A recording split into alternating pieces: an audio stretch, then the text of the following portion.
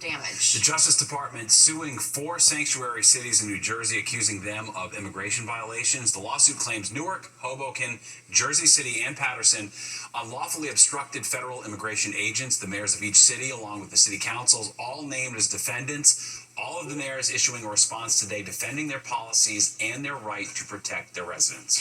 The Justice Department has reached a deal with Boeing over the 737 MAX crashes that allow the company to avoid criminal prosecution for allegedly misleading U.S. regulators on the jetliner before 2 of the planes crashed and killed 346 people. In a court filing, the Justice Department said it reached an agreement in principle that will require the company to pay and invest more than $1.1 billion. The deal still needs to be finalized.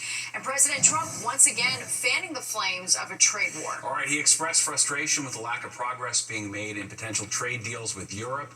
Now he's threatening European nations with steep tariffs. And the threats don't end there. Sharon Crowley has more on how the president issued a stern warning to Apple CEO Tim Cook. The iPhone, if they're going to sell it in America, I want it to be built in the United States. President Trump taking on technology companies in the latest battle in his ongoing trade war. He's threatening to impose 25% tariffs on Apple products and all other smartphones until the tech giants make their devices here instead of in India or China. I think it would be dramatically more expensive to buy an iPhone in the United States if it was manufactured here. I don't think it's practical at all. So I do think it's a tactic. The president is also frustrated with the slow pace of trade talks with the European Union. He's now warning he may impose a 50% tax on all imports from the EU. We have a big deficit with them. They sell millions and millions of cars, as you know, Mercedes and BMW and Volkswagen and many others. Treasury Secretary Scott Bessent defending the president, saying he hopes the tariff threat will, quote, light a fire under the EU in talks. The president believes that the EU proposals have not been of the same quality that we've seen from our other important trading partners. The president's trade tactics making investors on Wall Street uneasy. One thing is not to panic, right? We've been through this. It is becoming a pattern. I think that in the long run, things tend to work out very well for the stock market here and for investors. So I don't think panicking is a good idea. One thing that is certain, considering how dependent we've all become on our smartphones, you can bet consumers will be watching these trade talks with tech companies closely. Sharon Crowley, Fox 5 News. A federal judge has temporarily blocked the Trump administration from banning foreign student enrollment at Harvard in a lawsuit filed earlier today. Harvard called the government's action unconstitutional and said it would have an immediate and devastating effect for Harvard and more than 7,000 visa holders. The Department of Homeland Security announcing that move yesterday, accusing Harvard of creating an unsafe campus by allowing, quote, anti-American, pro-terrorist agitators, unquote, to assault Jewish students on campus. A prominent fixture in the transit world is on his way back to New York City. Former NYC Transit President Andy Byford has been tapped by the Trump administration to lead the redevelopment of Penn Station. Governor Hochul responded to his appointment, writing, quote, I'm very pleased to be working with the newly appointed Andy Byford, who has a distinguished career in transit infrastructure, and hope he is able to use these skills to deliver a beautiful, on-time, federally funded Penn Station renovation that New Yorkers can be proud of. All right, up next, from a free weekend at Rye Playland to the famous Jones Beach Air Show, there is plenty to do this Memorial Weekend. And a man in Norway gets the shock of a lifetime, how he woke up to discover a nearly 400-foot cargo ship in his front yard.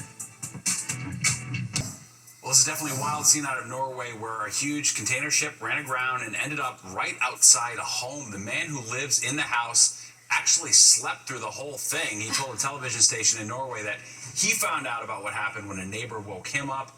The vessel reportedly had 16 people on board. Thankfully, no one was hurt. But Wow. boy, that is a close call there. Pretty No crazy. kidding. Wow. Wild video, yeah. Well, Rye Playland opens for the season tomorrow, and admission is free. Okay, but as Fox 5's Richard Giacova shows us, you won't be able to get on all the rides just yet. With just hours to go before Playland Park ushers in its 97th season, ride testing was on full display in front of those who simply can't wait until tomorrow. I like it when it goes up high and then it comes down. After months of political infighting and uncertainty, the county seems to finally have its ducks in a row. Playland opens Saturday with free admission for all guests. Westchester County will now operate the park for the first time in 4 years after its deal with Standard Amusements fell through this past winter. There's people working their butts off trying to make sure that things are going to be able to happen. County Executive Ken Jenkins giving a tour of the park ahead of its Memorial Day weekend opening, promising 2 full days of entertainment with just some of the rides in operation.